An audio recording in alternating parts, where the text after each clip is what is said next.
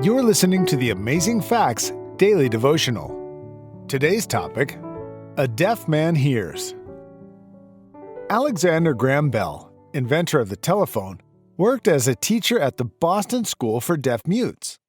His mother was almost entirely deaf, and Bell eventually married a deaf woman.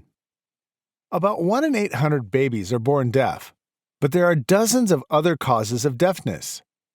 Worldwide, about 200,000 deaf people have received cochlear implants, which convert sound into electronic signals.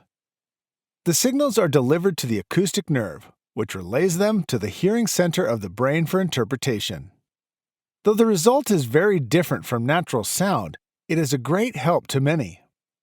Since the deaf man who came to Jesus for help also suffered from a speech impediment, it's likely that he had been deaf from birth or from a young age.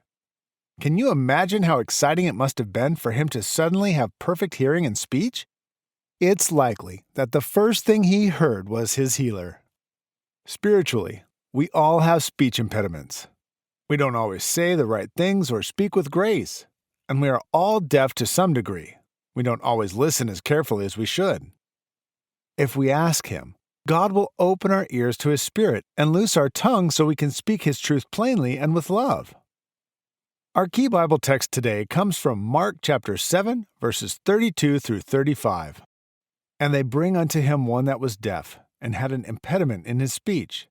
And they beseech him to put his hand upon him. And he took him aside from the multitude, and put his fingers into his ears, and he spit and touched his tongue.